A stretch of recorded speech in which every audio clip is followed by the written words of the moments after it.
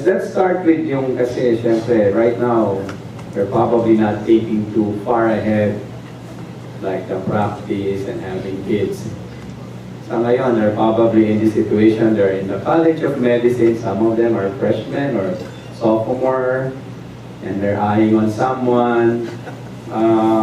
What will be, I guess if you are a medical student and now knowing what you have told them, what will be the sign that maybe this is the right person for you? I just want to be sure that hindi ito dahil we're stuck in the UP med system, hindi na tayo makalabas, mahal ang pamasahe, pupunta ka pa ba sa ibang bakuran, ito, second row, third row, maganda-ganda na, pwede na. Kasi ganun ba? Okay. That's the common notion. Parang this is a convenient choice. Tabi mo na, di ba? Ba't papakahirap? Pero, doctor or not no doctor, what we usually tell our kids is, you look for somebody and see how they behave under pressure. And see if you're able to live with that. Actually, we're telling them, not just our kids, the people we talk to or considering getting married or being serious in a relationship, galitin mo. Galitin mo, tignan mo kung ano itsura niya pag nagagalit. Tapos, isipin mo, kaya ko bang matiis doon, ganitong klase ugali dito. Now, kaya mo, edi, yan. Pero one thing for sure, if they're in the College of Medicine, ano na yan? Pre-sorted na yan. Dumaan na ng screening yan. So more or less, that's a Well, question. let me call on Melissa and Gary also, because they're also B times 2. Gary was our dorm mate in your med school. And I remember the first time I went out with Grace, I told Gary, "Bye, nakita ko na yung babae papakasalan mo." Sabi ni Gary, "Bye, hindi mo naman sinasabi ko." Unang date ko pa lang yan. Answer the question. Hindi ko maalala yan. I think it's an advantage that you talk the same language.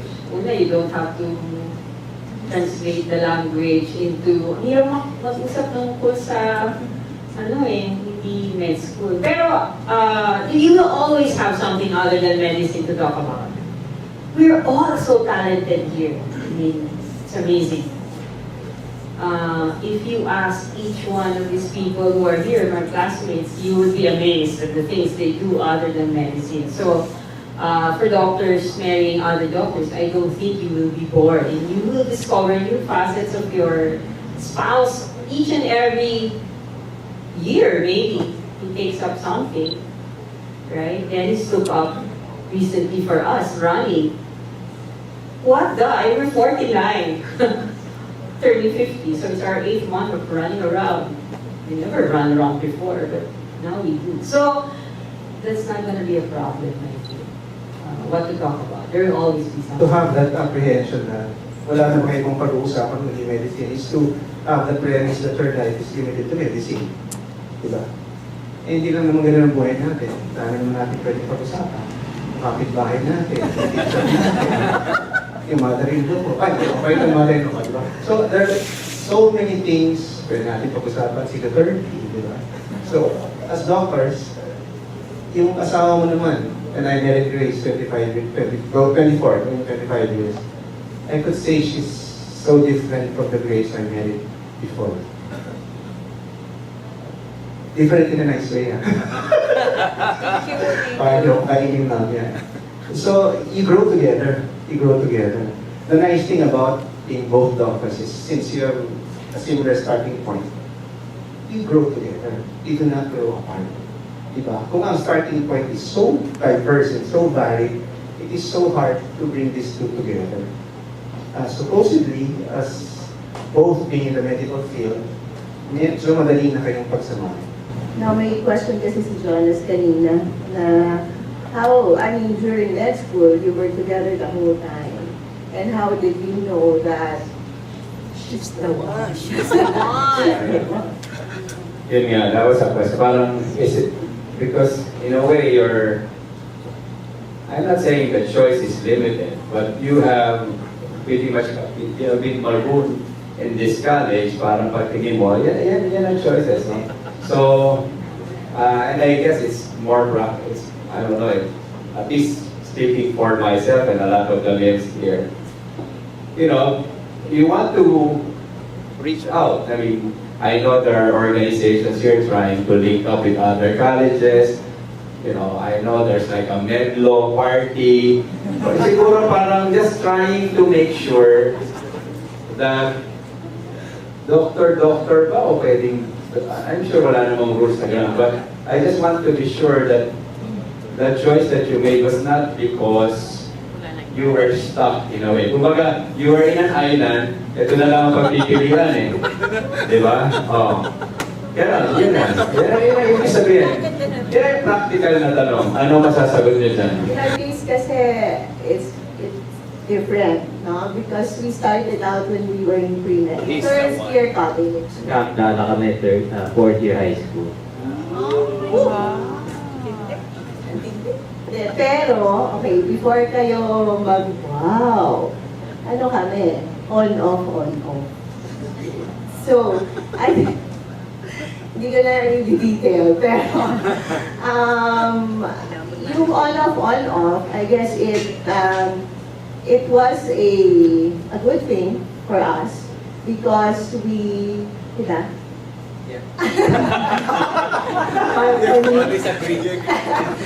So, because of course it gives you a chance to meet other people, right? And also to compare, no? So like, syempre, like you date other people and you also compare how it is with your former boyfriend. Gold standard na ba to o hindi, diba? Syempre, if the guy is trying to pursue you, they're always mabait, diba? And parang they always just try to please you. So in my case, I think the decision was also easy because he's not always trying to please me. Okay? It's like The dirty outside. it's like he corrects me if I need correction, unlike others who would just let me be my maldita. But then I came to a decision that he's the one for me because he makes me a better person. So, I think that's Pwede ba tanong? Now that I was... Okay. Is it harder for female students to marry a doctor or vice versa? I mean, I'm just thinking, mga lalaki, mga lalaking ito, they can probably go out more often than yung mga babae. In general naman, mga babae, hindi naman sila yung actively looking for a partner. Samantalang yung mga lalaki dito, siyempre sila, na-scan na nila lahat yan.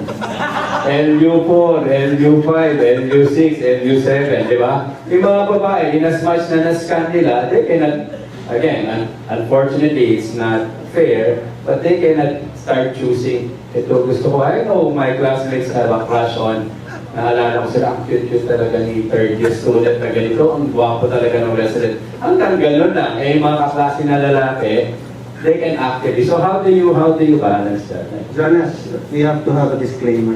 The opinion presented here is not necessarily the opinion of Class 91, but the opinion of Jonas de Rosario, based on his experience. This is an Independent. Hindi kasi true yun sa buhay ni Doc eh. Ba't bigyan ako? Pinag-uusapan natin in general. For girls, unfortunately, that's our lot in life. Right?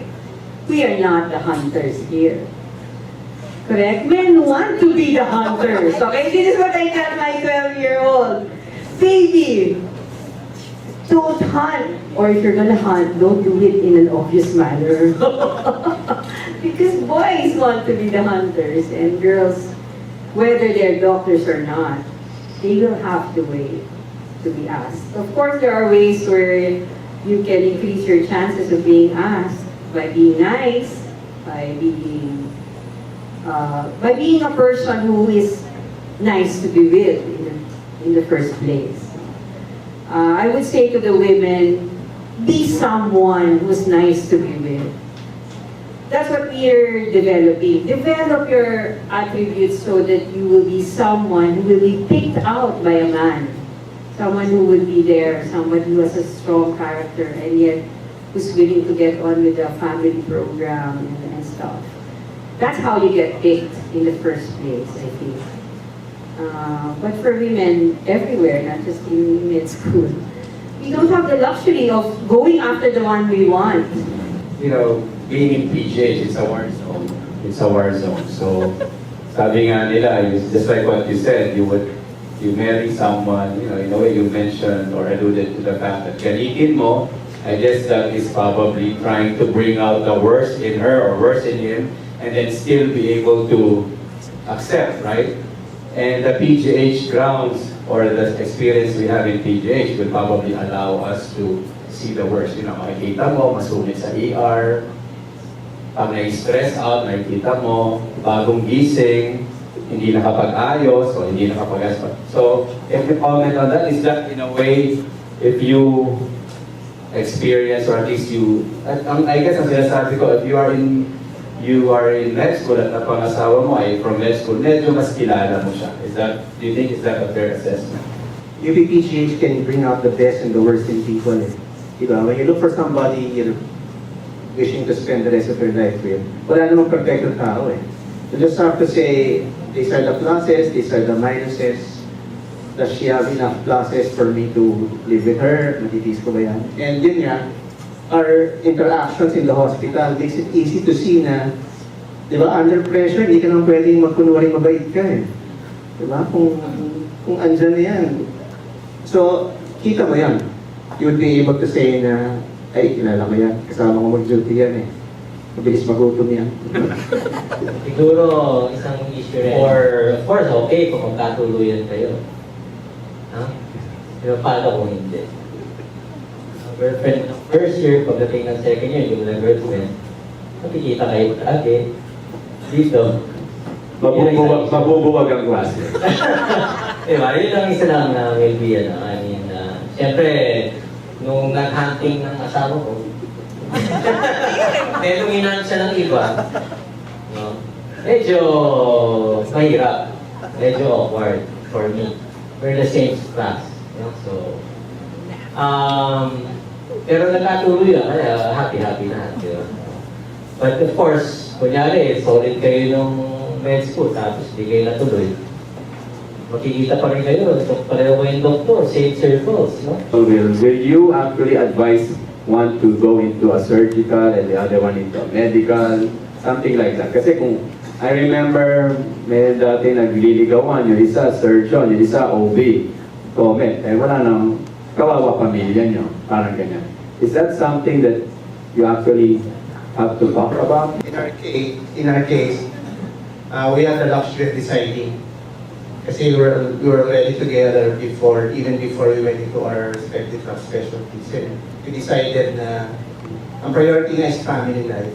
So, I can choose a busy profession, pero sabi ko, Grace, you'll have to choose something na medyo late back, so you'll have to take care of the house and the kids. Of course, depends sa usapan nyo if that's amenable to your wife, kasi yung iba would not want that.